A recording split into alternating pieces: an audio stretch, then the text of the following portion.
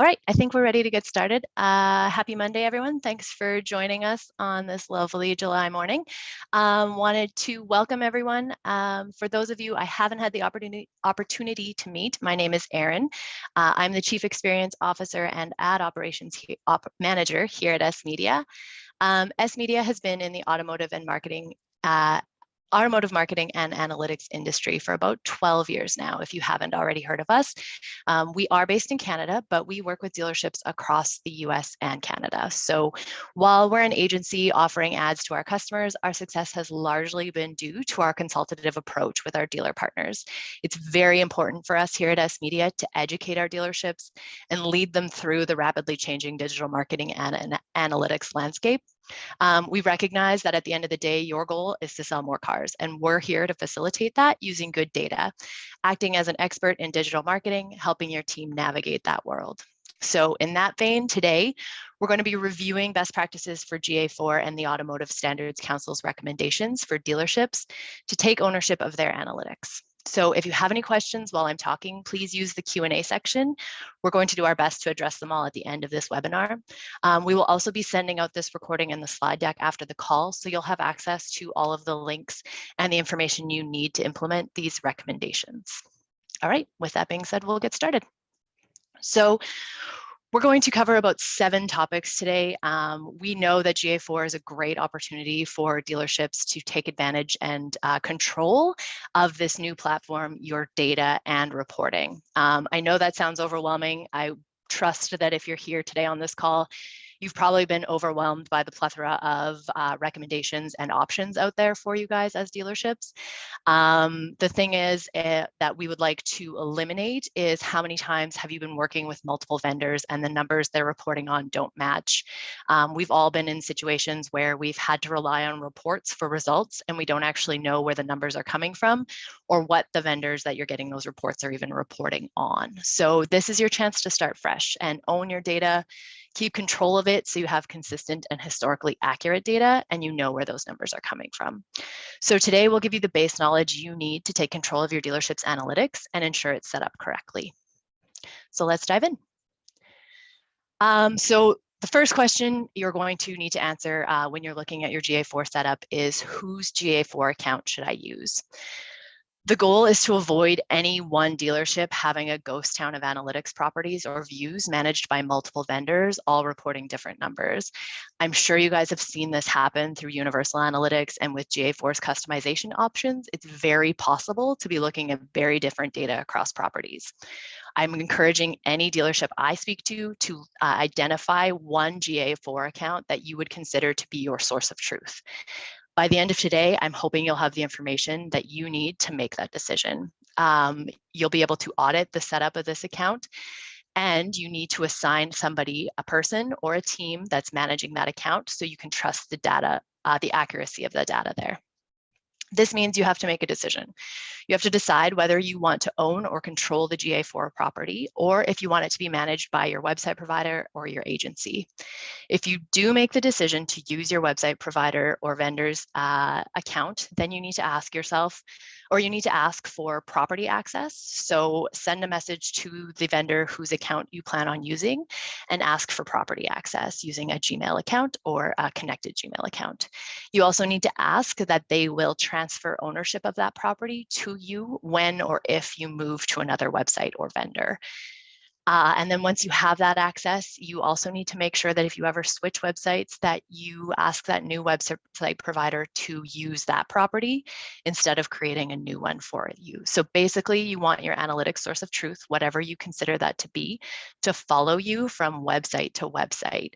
That ensures that you're not going to have that ghost town of analytics. So once you have access, you're going to want to make sure that you've that account is set up properly. So decide on which property is going to be your source of truth and ensure that these basic settings are configured. So the basic settings in analytics will help ensure that you're reporting accurately. And this might seem incredibly basic, but we're going to start with property name. So if you're managing any accounts, you'll want to ensure that the analytics property that you're managing is named according to the website it's tracking. We've all had situations where we've managed multiple accounts, and if you're naming them in similar ways, it's very easy to get confused. So we recommend using the URL of the website as your property name. You're also going to want to assign an industry category. So an industry category is actually used by Google to define audiences for your property out of the box. The audiences for Google for auto and vehicle are pretty basic. So be prepared to be underwhelmed, but Google is probably also using this category for benchmarking and their own internal data purposes. It really doesn't hurt to make sure that this is selected right off the hop. The next two items are even more important than the first, and that would be reporting time zone. So select the time zone that your dealership is in. This ensures that your traffic is captured in your native 24 hours as opposed to another time zone. So just ensuring that, one day in your analytics is the same as one day in your dealership. And then finally, currency is going to ensure that any dollar reporting is done in your native currency. I've seen analytics instances with the wrong currency setup, and this can cause interesting comparisons in your dealer 20 groups when your ad spend and CPC is reporting incorrectly. I'm going to show you guys in analytics where these settings are so you can actually go in and take a look at yourselves. So I'm just going to switch to an analytics view now. I hope that you guys can all see that. So we're in a GA4 account. If you haven't already logged into a GA4 account, this is your home screen. The menus are here on the left, and we're actually just going to navigate down to the admin section, which is where we'll spend most of our time today. So here in the admin section, you have a number of options under the property level. Where we want to go first to ensure that those settings are set up is under property settings. You can see the property name here. So this is just an sMedia account. You can see our industry category. There is an autos and vehicles industry category. So I would recommend you guys select that or make sure that it's been selected for you. You also have your reporting time zone, Canada, and your reporting time. So make sure that all of those are configured correctly, and then make sure that your currency displayed is the currency that in your current country. Once you're done that, you can click Save. You would also have the ability here to move properties. So it's important to know that whoever is managing your GA4 account would have the ability to move that property if you ever leave or choose to go to another vendor. Just make sure that you know that, and when you make the decision to leave that vendor, you put in the request that they would move. All right. The next area of setup that we would look at is data retention and filters. And that might seem a little bit scary, but it actually is very, very basic. So when you set up a GA4 property, you actually, by default, our data retention settings are set to 2 months. I'll show you what that looks like in a minute here, but just know that you have the ability to change that to 14 months. And this is going to enable you to do custom analysis on user-specific data. I know that you might not be ready for that right now, but it's important to set a good baseline for your data right from the start. I also recommend that you use the data stream section to filter out internal traffic from anyone in your dealership to avoid skewing your data. So I think we can all agree that internal traffic or traffic coming from your staff is going to act a lot differently on your website than traffic from a potential customer. So if you filter out that traffic on your internal dealership IP address, you're going to have a lot cleaner data. So I'm going to navigate back to analytics and show you guys where you can go to set that up. So in analytics, still in the admin section, I'm just going to close out this screen. We can go to data settings and data retention. And you can see that this account is set up to hold data for 14 months. You can also see that you can change it to 2 months. So the default out of the box setting is 2 months. I recommend you go in and set that to 14 months. Once you're done, you're going to want to click Save.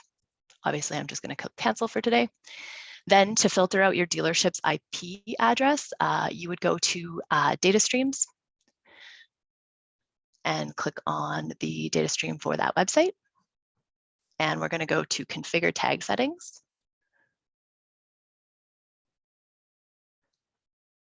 And we need to show all. So all of the settings are not open here. We just click Show All, and we go Define Internal Traffic.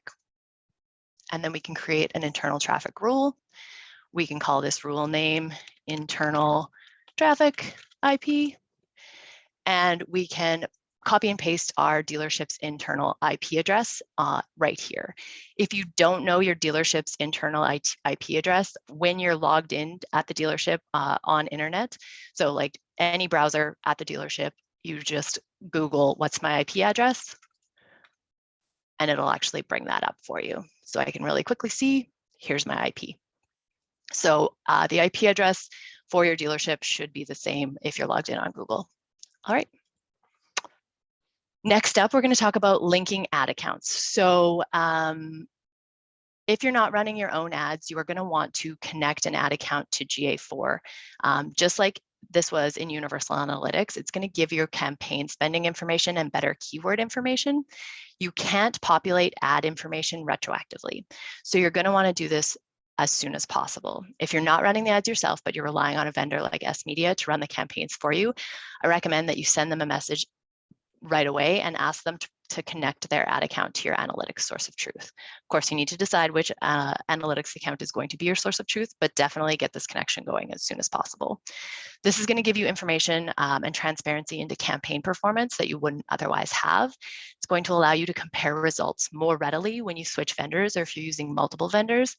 And at the end of the day, it's going to help you eliminate the guesswork and gut feelings that you have to rely on when you're evaluating campaign performance. The other option that you have to connect to your GA4 account is Search Console. So this is a bit more advanced than some of you may be willing to venture, but if you have an SEO provider or a website provider, they may already have this set up. This connection is going to help you feed keyword data and insights into your GA4 account.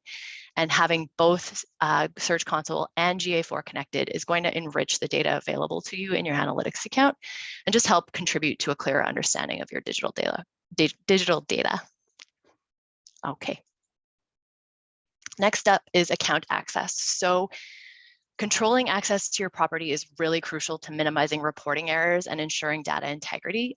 Giving access to users that don't understand the settings and configurations or definitions of an account can cost you data.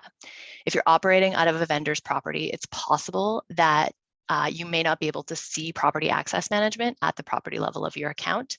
And if this is the case, it's okay. It's likely that your vendor is limiting who can make changes in your account to safeguard your data integrity. And you should trust your vendor to control the access and abide by the terms of your data sharing agreement.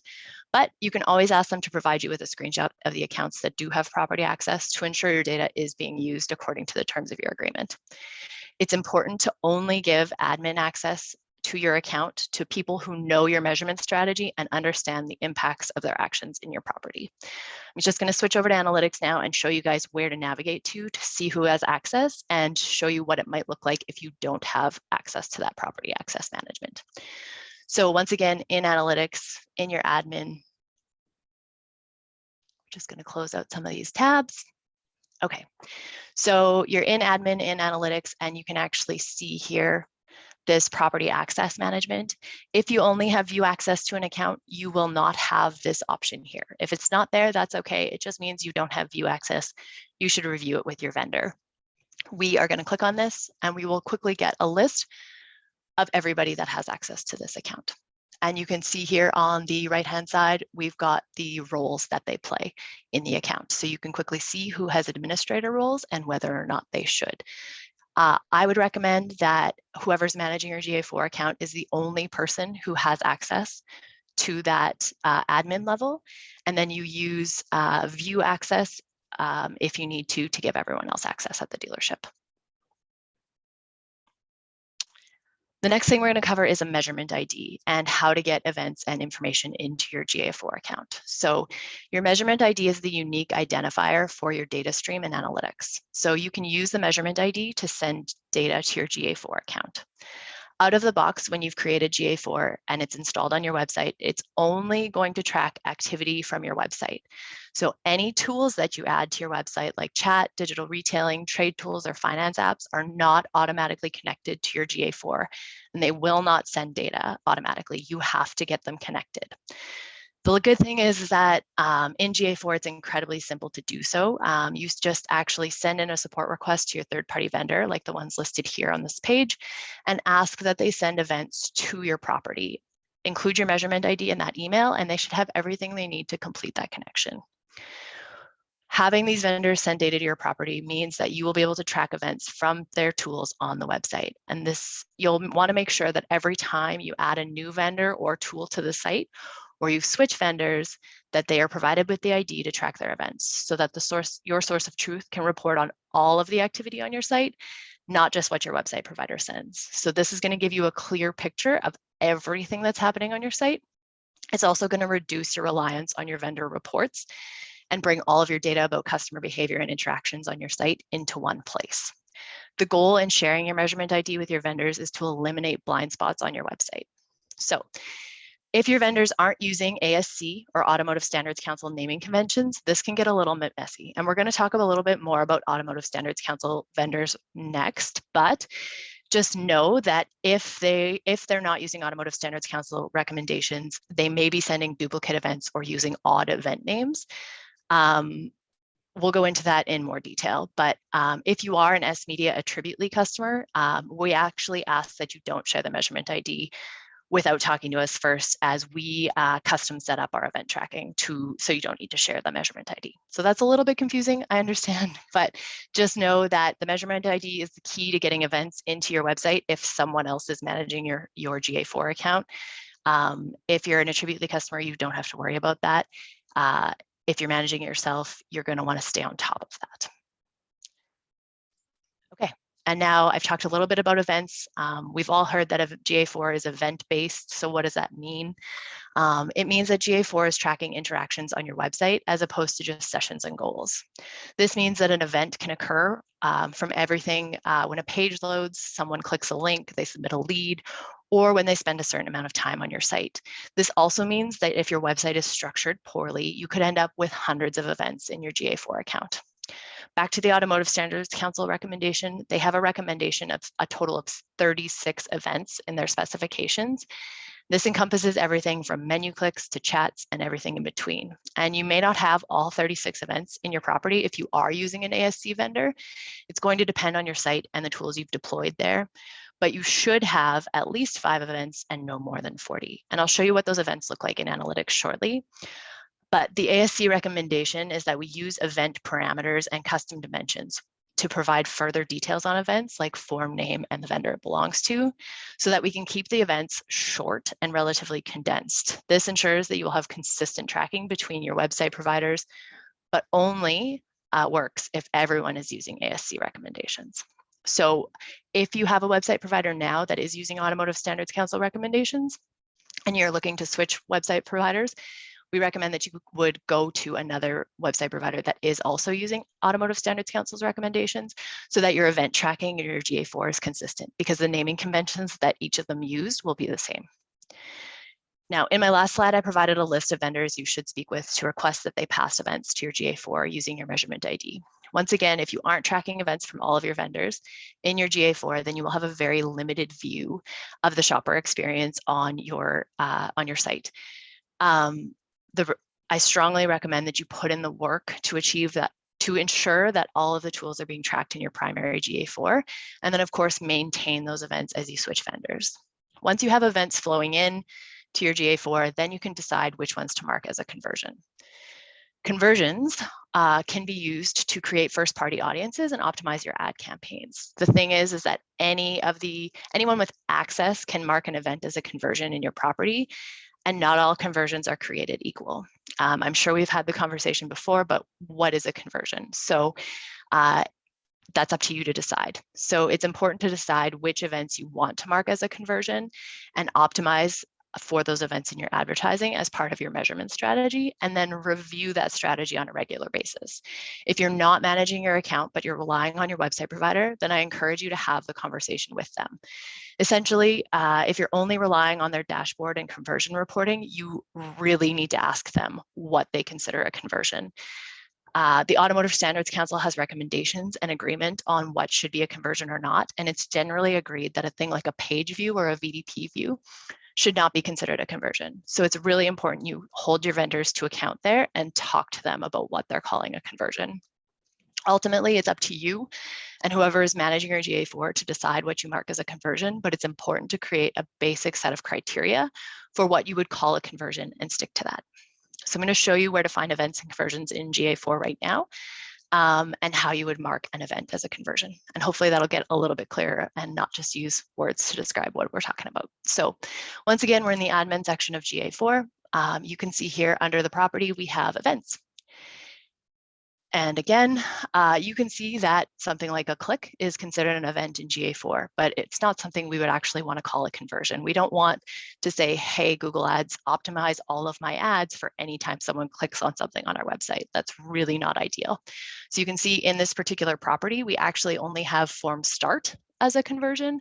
We're not even calling form submit as a conversion. So we just want people to actually start to fill out the form, not necessarily actually convert on the form. Interesting approach. Not sure that I agree with it, but it's a good visualization of the conversation that we just had. So you can see here how easy it is to mark as a conversion. Literally just need to toggle this button on or off to mark something as a conversion. So really easy for someone who doesn't know what they're doing or someone who doesn't have an idea of your measurement strategy to mark something as a conversion when it really shouldn't be marked. So something to consider when you're giving people access and when you're managing these accounts and when you're talking to your vendors, what are they calling a conversion? Highly recommend you come in here and take a look at all of the events being tracked in your account and what is a conversion or not. If you want to see just a list of the conversions, you can click on this option here and it'll give me just a list of conversions. You can see here also that purchase is highlighted as a conversion, but there's 0. So the purchase conversion in GA4 is actually out of the box setting. So that's not going to fire unless you're running an e-commerce site, but it is there out of the box in GA4. Okay. We're going to move on to the Automotive Standards Council recommendations. You guys have heard a lot about it by now. If you haven't, you've probably tuned me out completely in this webinar, and that's fair. The Automotive Standards Council, if you haven't heard about it, was established by Brian Pash last year with the goal of ensuring that the previous standardization errors in analytics are not going to be repeated for dealerships. They've worked really hard in the last 12 months to establish a universal groundwork for GA4 settings and measurement in Google Analytics 4. So while we're bound to have a few course corrections as Google releases new settings and functionality in GA4, the work that the ASC is doing is going to help dealerships and the automotive industry reach a level of cohesion that we've never seen before.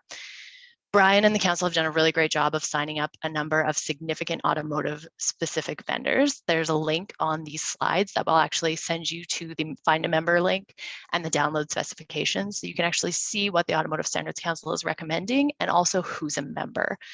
The goal of the council is to ensure that no matter who you're using as a dealer for a website provider or a third-party tool on your site, you're able to track conversions or events between the two. So again, if you switch, let's say you're using Roadster for digital retailing, but you switch to Dealer Inspire's Garage, the events in your GA4 account would remain the same. They'd follow the same naming conventions. So you could actually track the same event despite switching vendors. This is something that dealerships have never been previously able to do, and I'm very excited by the opportunity that the council has created with their standardization. The ASC also has guidelines for their members around enabling dealerships to keep their GA4 property, again, which is in line with our recommendations earlier on choosing your GA4 source of truth and maintaining that property. So again, the goal after this session is that you'll be able to make a decision on which GA4 property you'll use as your source of truth and how you'd like to maintain it moving forward. Again, I strongly encourage everyone to put some serious thought into this. And if you have any questions, ask your sMedia Customer Success Manager. If you're not an sMedia customer, feel free to send me an email, reach out on LinkedIn. I'm happy to talk you through it, have a call, and help you figure out how to navigate this going forward. Okay. Obviously, there's a lot for you to know and understand about GA4 and taking ownership of your data. I could probably spend hours on this topic. It's brand new and things are changing on a regular basis. I really encourage you guys to have one person at your dealership who is responsible for your GA4, whether that's connections or keeping your vendors accountable and ensuring you keep your data if you switch. If that's not feasible, then I recommend that you work with vendors who support the Automotive Standards Council or hire someone who understands it. sMedia is a big advocate for dealers to own and maintain the data they use to measure success. And but it does require a certain level of understanding and time that you might not have on your team. So we built a few tools to help dealerships with this process, knowing kind of what a mountain it is that you need to climb. So first, we've built a GA4 audit. The audit is going to help ensure that you start the conversation with your GA4 manager, whether that's a vendor or an in-house person, and ensure you're on point with all of these settings. So our GA4 audit is completely free and can be accessed online. You're going to need at least view access to whichever account you consider your source of truth.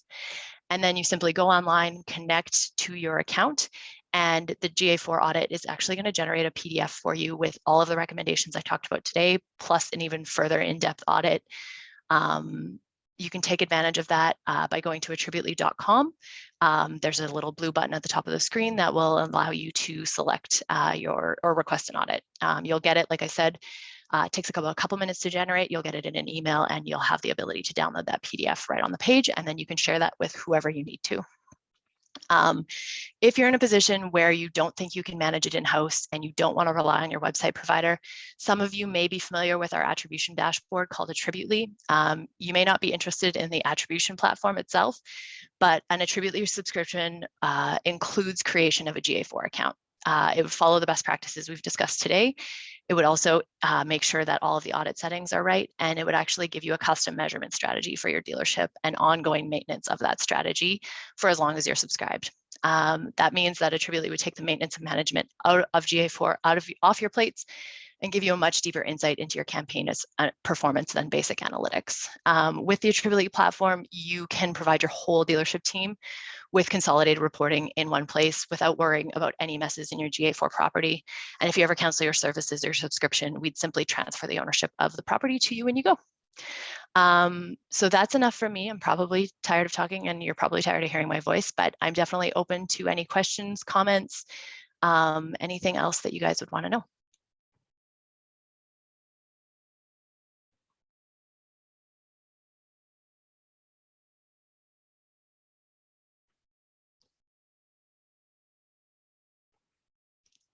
It looks like someone's got their hand up.